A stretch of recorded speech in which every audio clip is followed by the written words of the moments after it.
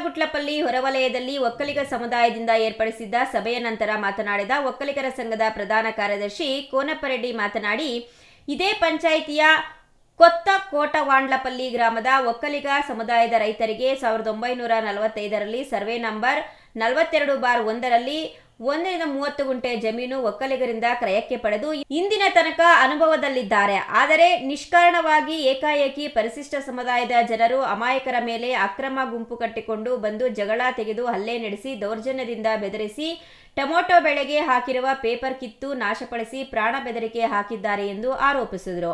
ನಮ್ಮ ಚೇಳೂರು ತಾಲೂಕು ನಲ್ಲಗುಟ್ಲಪಲ್ಲಿಯಲ್ಲಿ ಇವತ್ತು ನಮ್ಮ ಸಮುದಾಯದ ಒಕ್ಕಲಿಗ ಸಮುದಾಯದ ಕುಲಬಾಂಧವರು ಸೇರ್ಲಿಕ್ಕೆ ಕಾರಣರಾದಂತಹ ಒಂದು ಘಟನೆ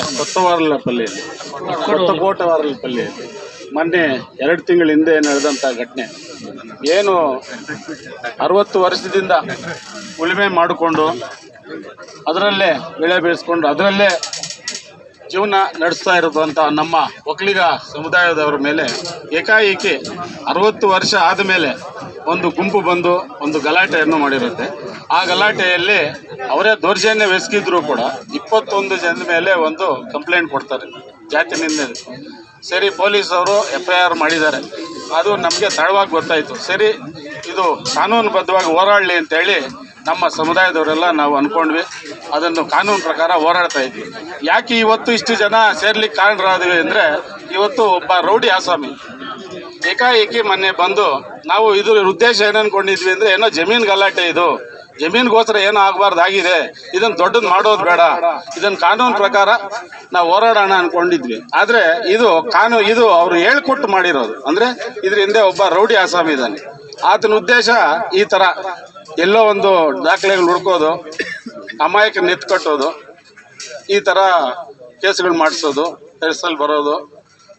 ಅದೇನೋ ಪ್ರೆಸ್ಸಲ್ಲಿ ಹೇಳಿದ್ದಾನೆ, ನಾವು ಪ್ರಾಣ ಬಂದರೆ ನಾವು ಪ್ರಾಣ ತೆಗಿತೀವಿ, ನಾವೆಲ್ಲೂ ಯಾರನ್ನೂ ಏನು ಮಾತಾಡ್ಸೇ ಇಲ್ಲ, ನಮ್ಮ ಗಮನಕ್ಕೆ ಬಂದೇ ಇಲ್ಲ. ಗ್ರಾಮಾಂತರ ಪ್ರದೇಶಗಳಲ್ಲಿ ಸಣ್ಣ ಪುಟ್ಟ ಜಗಳ ಗ್ರಾಮ ಮಟ್ಟದಲ್ಲೇ ಇತ್ಯರ್ಥ ಮಾಡಿಕೊಳ್ಳದೆ ರೌಡಿಗಳನ್ನ ಕರೆತಂದು ಪ್ರವಾಸಿ ಮಂದಿರದಲ್ಲಿ ಬೆದರಿಸುವ ಹೇಳಿಕೆಗಳನ್ನ ನೀಡಿದ್ದು, ಇಂತಹ ಗೊಡ್ಡು ಬೆದರಿಕೆಗಳಿಗೆ ಬೆದರುವ ಸಮುದಾಯದವರು ನಾವಲ್ಲ. ಇಂತಹ ಪುಡಿ ರೌಡಿಗಳನ್ನ ಗಡೀಪಾರು ಮಾಡಬೇಕು, ಗ್ರಾಮಗಳಲ್ಲಿ ಸೌಹಾರ್ದತೆಯಿಂದ ಜೀವನ ಮಾಡಬೇಕು. ಮುಂದಿನ ದಿನಗಳಲ್ಲಿ ಪ್ರತಿ ಪಂಚಾಯಿತಿ ಮಟ್ಟದಲ್ಲಿ ಒಕ್ಕಲಿಗ ಜನಾಂಗ ಮುಂದೆ ಬರಬೇಕು. ಏನೇ ಸಮಸ್ಯೆ ಇದ್ದರೂ ಬಗೆಹರಿಸಲು ರಾಜ್ಯ ಒಕ್ಕಲಿಗ ಸಂಘ ನ್ಯಾಯಪರವಾಗಿ ನಿಲ್ಲುತ್ತದೆ ಎಂದರು. Venkatesh, CTV news, Chelur.